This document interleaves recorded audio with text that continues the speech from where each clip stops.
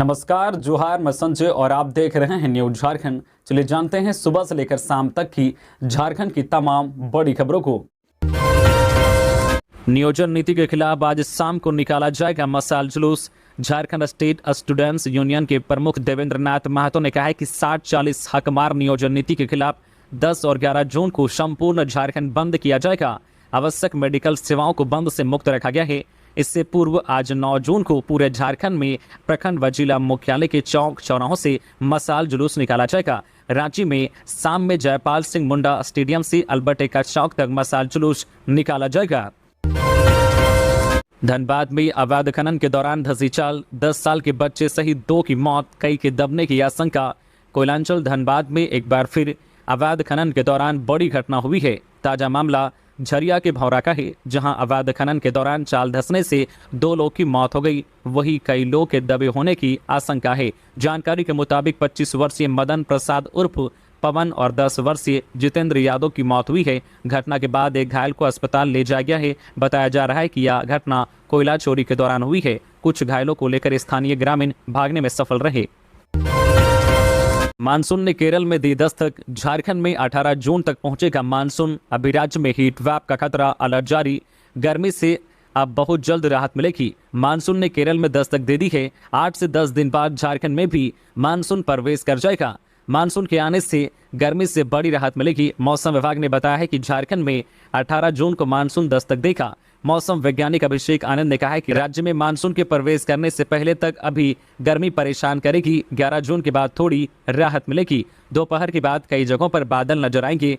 केरल में मानसून 26 मई से 1 जून तक प्रवेश करता है, लेकिन इस बार केरल तक पहुंचने में मानसून को थोड़ी देरी हुई। इसका असर पूरे देश में पड़ा है। झारखंड में मानसून 3 दिनों के बाद दस्तक दे रहा है। सामान्य तौर पर झारखंड में 10 से 15 जून तक मानसून के प्रवेश करने का समय होता है।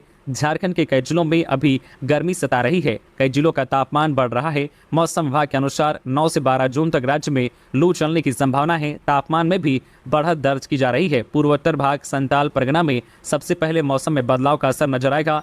पूर्वी सिंहभूम में जंगली हाथियों का आतंक, युवक को घर के आंगन में ही कुचल कर मार डाला।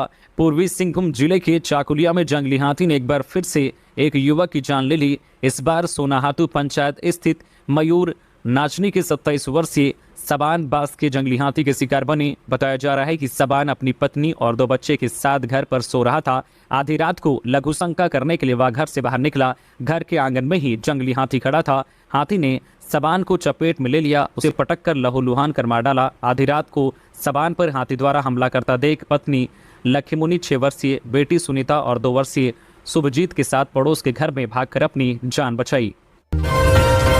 राज्यपाल ने भगवान बिरसा मुंडा की प्रतिमा पर किया माल्यार्पण। 2 दिवसीय दौरे पर हैं गवर्नर। भगवान बिरसा मुंडा की शहादत दिवस के मौके पर राज्यपाल सीपी राधाकृष्णन ने उन्हें श्रद्धांजलि दी है। पलामू परमंडलीय मुख्यालय मेदिनीनगर में रेलवे स्टेशन के पास मौजूद भगवान बिरसा मुंडा की प्रतिमा पर उन्होंने माल्यार्पण किया। इस दौरान पलामू रेंज के आईजी राजकुमार लकड़ा, DC एदोड्डे, SP Chandan Kumar Sinha, DDC Ravi आनंद मौजूद थे। बता दें कि आज धरती आबा भगवान बिरसा मुंडा की शहादत दिवस से राज्यपाल सीपी राधाकृष्णन फिलहाल 2 दिवसीय पलामू परमंडल के दौरे पर हैं। खबरों में आगे बढ़ने से पहले आपसे रिक्वेस्ट है कि अगर आप चैनल को सब्सक्राइब नहीं किए तो प्लीज चैनल को सब्सक्राइब करके बेल आइकन प्रेस कर दे, जिससे आपको झारखंड की हर छोटी बड़ी खबर का अपडेट आप तक पहुंचता रहे। चलिए बढ़ते हैं खबरों की ओर। रांची के कांटाटोली में कल से 1 माह रात 10 बजे से भारी वाहनों की नो एंट्री।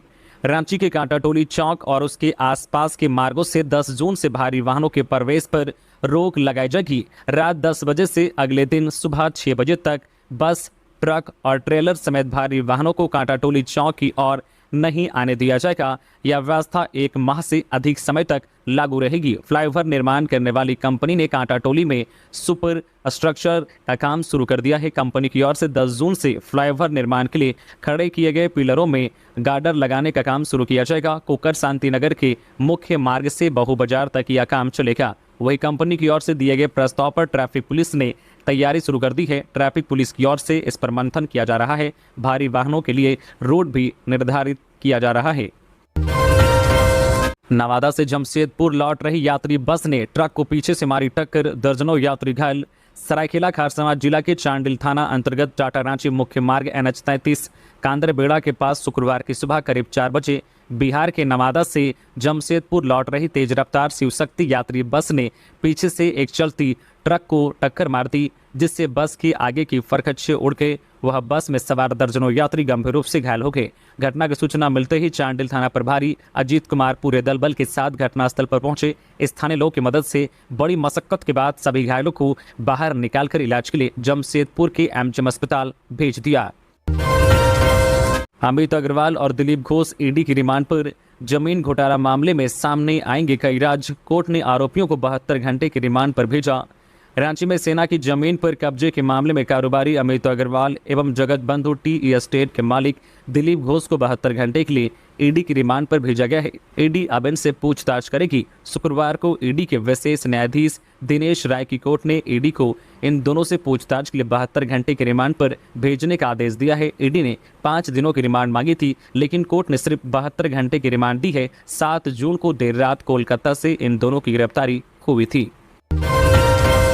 झारखंड में बिजली की ओवरलोड के कारण हो रही ट्रिपिंग, इन जिलों में 5 घंटे से अधिक की कटौती।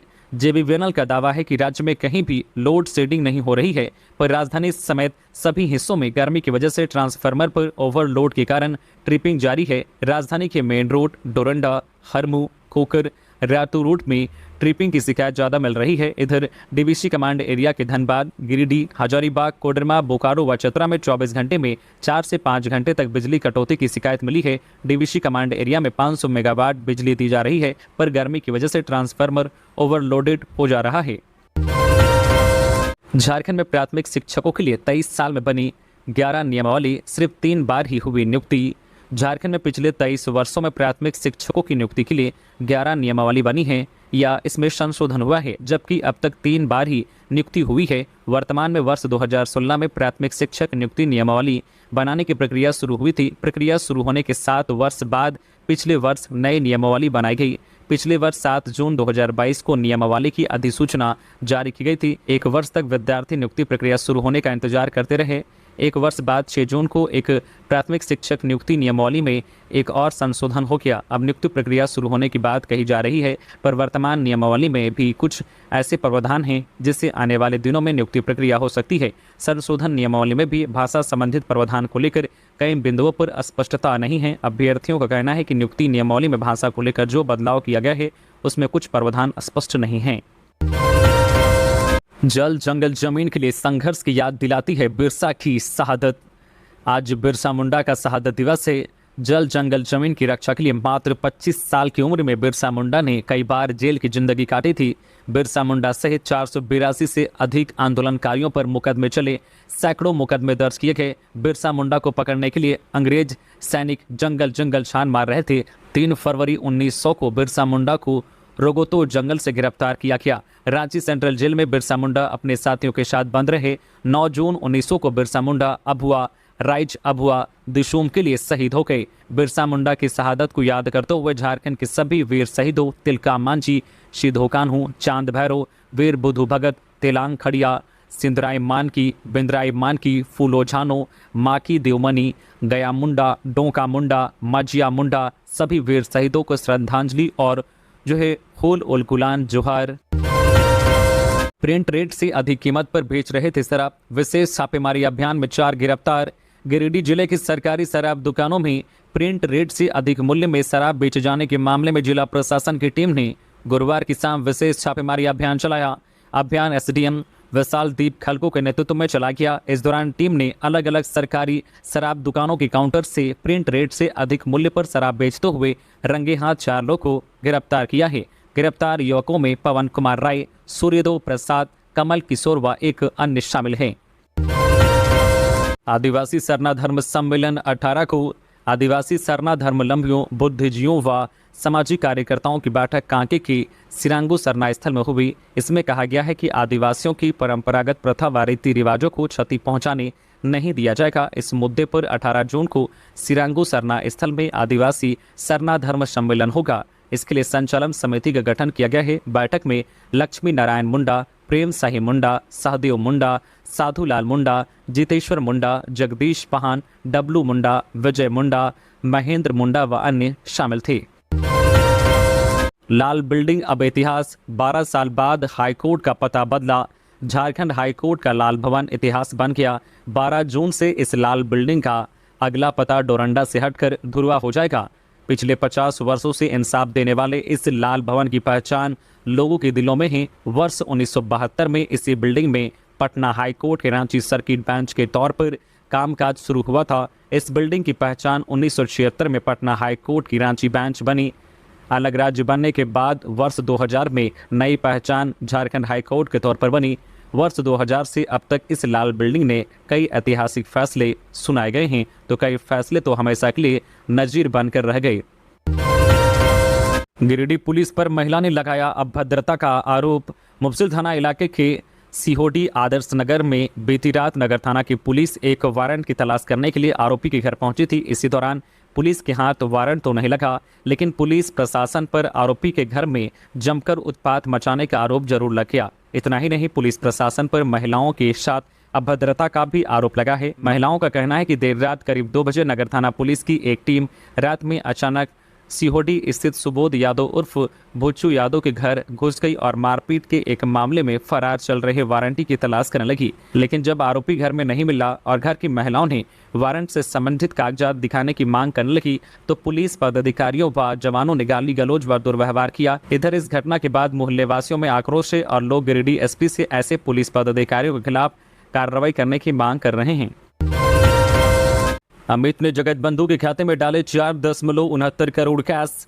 रांची में सेना जमीन घोटाले में कोलकाता के कारोबारी अमित अग्रवाल के खिलाफ ईडी को बड़ा साक्ष्य मिला है। अमित ने अपने रिश्तेदार दिलीप घोष के नाम पर जगत बंधु टी एस्टेट कंपनी खोली थी। मनी लॉन्ड्रिंग व अवैध तरीके से अर्जित 4,69,80,000 रुपए नगद अमित ने जगत बंधु टी एस्टेट की IDFC फर्स्ट बैंक के खाते में डलवाए। पैसे डिपॉजिट होने के तुरंत बाद इसे Rajesh auto merchandise private limited के खाते में डाला गया। ईडी ने जांच में पाया है कि अमित के स्वामित्व वाली राजेश ऑटो मर्चेंडाइज में 1.13 करोड़ रुपए ट्रांसफर किए गए। तो ये थी आज की झारखंड की टॉप बड़ी खबरें। इसी तरह से झारखंड की हर छोटी बड़ी खबर देखने के लिए आप हमारे चैनल न्यूज झारखंड चैनल को सब्सक्राइब करके बेल आइकन प्रेस कर दें, जिससे आपको झारखंड की हर छोटी बड़ी खबर का अपडेट आप तक पहुंचता रहे।